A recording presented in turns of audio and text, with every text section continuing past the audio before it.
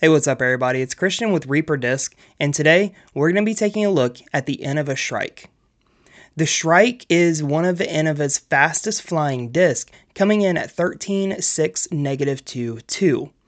It's a very wide rim, very fast, high-speed driver, coming in pretty well on the more neutral, end of the spectrum, kind of sits in the middle between overstable and understable.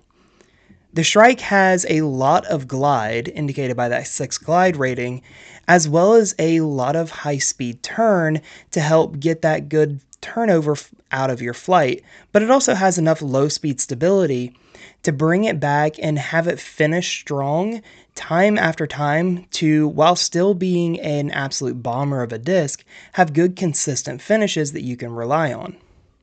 Now, I used to bag the Shryke for a while, and it was consistently one of my furthest flying discs. So when I got this thing back out and was testing it, it was a nice little homecoming type feeling that I got to go out and throw one of the discs that I threw a lot whenever I was getting started in the game and when I was really starting to discover my longer distance potential. So it was nice being able to get it out and test it again, and it's awesome to be able to sit here and talk about it. Speaking of talking about it, let's get into how it flies. Now, when I threw it on my stock hyzer release, and bear in mind this is about 60 to 65% power, it absolutely bombs. This thing goes so far. Between the glide and the turn that this disc naturally offers, if you get out and get the angles right, because it is a little faster, it's a little pickier with its angles, you can do some incredible things with this disc. I got it to flip up to flat and coasted flat for a while, and when I thought it was just going to stay straight, it surprised me and started having that good late turn that is so covetous in disc flights. And once it got on that turnover angle, it never wanted to hyzer back out of it. By the time it flattened back out and landed flat, it had surpassed over 400 feet of distance, which just blew my mind of how effortless it felt to be able to get it to go that far. All I did was put the disc in the air, and then it did the rest. When I threw it flat, however, I was immediately noticing that it was turning over too much and getting over and cut rolling only a couple hundred feet out of my hand. So in order to avoid that, I really had to tone back the power on this thing and just kind of let the glide of the disc carry it forward. So when I did get it out of the hand right, it immediately flipped over into a turnover and held the turnover for the entire flight. It did land back flat with pretty little to no ground play, but since I was having to throw with so much reduced power, it didn't really go as far as what I wanted it to.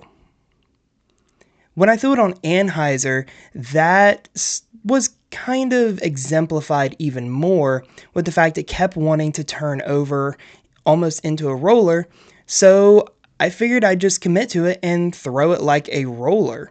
Now, I know that if you get this on the right angle, you can get this way up in the air and have big, long, panning anhyzers. However, with the way I was throwing it, it kept wanting to come down on a cut roller angle at about 350 feet out of the hand. It just had a single angle anhyzer the entire time. But what I found interesting was whenever I started kind of toying with the angles a little bit, I could get this thing down on a roller angle really well. So that's what I went with. And boy, did it surprise me. So I got this up on a beautiful angle, and it had the perfect rainbow roller shape to it. A high arcing ascent up into the air, maintaining the angle, maybe coming over just a little bit more, and then descending down to get onto edge. And when this thing hit, it maintained the speed that it had on the way down and didn't lose a lot of it on impact with the ground. And this thing cooked across the grass. It went for a ways, even through really, really thick grass that I was dealing with. And that's pretty well because it's a very wide rim disc. Due to the physics of rollers, because most of the weight is now distributed out around the rim, because there's so much more material in the rim being wider, it carries that momentum and wants to roll even further, which is why wide distance roller disc typically works so much better. But the physics of that's a different video. Let's stick with the flight of the Shrike for this. When it hit the ground and started rolling, it went a really long ways. And I hope, sitting in post right now, that I'm able to really get the tracer down to show you just how far it did go. Now, when thrown power, I slipped a little bit on the plant right here, and I wasn't 100% able to get full power into this shot. However, even with that considered, this thing still absolutely crushed. It flipped up the flat and then got that good turnover and had a ton of lateral movement from left to right on that really wide swinging flight. It continued to glide through the air, pushing forward, and just had a beautiful full flight out of the disc that you really want to see on those max power, max distance attempts. It eclipsed 460 feet, which kind of surprised me because I know that I can throw that far and I know that I can get this disc that far. But being able to do it while having a little bit of a slip up on the plant and, during the throw and not being able to actually get 100% power into it just goes to show what the disc itself is capable of. You don't have to put, the world's worth of throwing power into this shot in order to get this disc to go far. All you have to do is get it up in the air with a little speed, and it will take care of the rest. All in all, the Shrike is a fantastic high-speed driver for those intermediate power players who are looking to unlock more distance potential that they didn't think they had. Higher speed, higher power players are going to find good use out of this still, even, though they might overpower it a little bit, they'll still be able to use it well. And that could come in for, big tailwind drives, absolute max distance attempts, and as was shown, if you can get it down correctly, even a really good roller.